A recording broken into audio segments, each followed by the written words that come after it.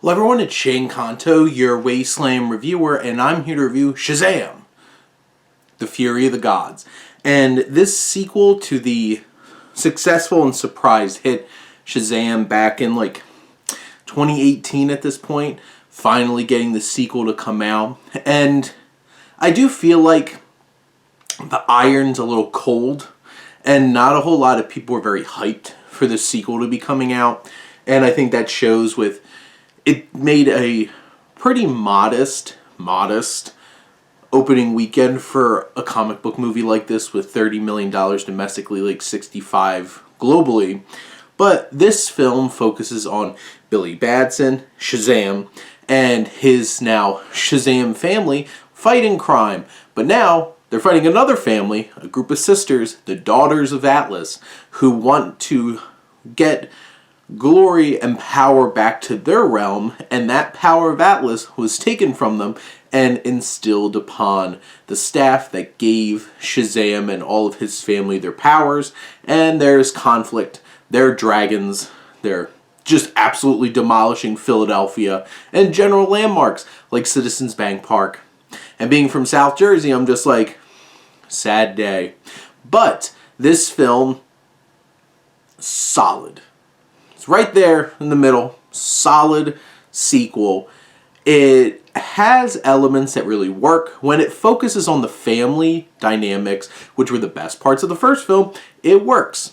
You don't really get a ton of them as like the kids and really living in that until the very end of the film, which kind of sucked. But you do get more of the family dynamic as superheroes, which is fun and enjoyable. I do feel like this film introduces three villains, and Lucy Liu is completely bland and one-dimensional. Helen Mirren, well, so Lucy Liu's character is. I felt bad, because she really didn't get much to do, to be perfectly honest.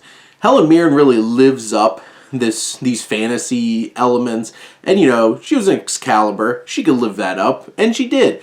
But also, she didn't get really much to do. Rachel Zegler, I think she's extremely charismatic. I really like her. She got to spend some early parts of the film with Jack Dylan Grazer, and I liked their dynamic. It was charming. Would have wished we got more.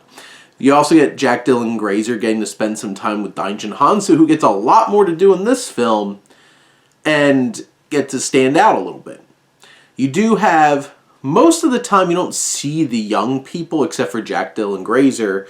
It's mostly them in their Shazam forms. And Zachary Levi is doing his silly, over-the-top, ridiculous vibe.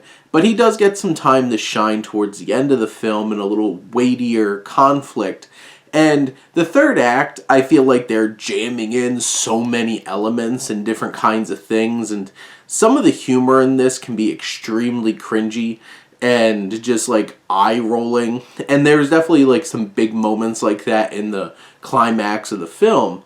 But I just feel like the motivations of the villains in this were not very strong. They turned out to be very bland and not very interesting.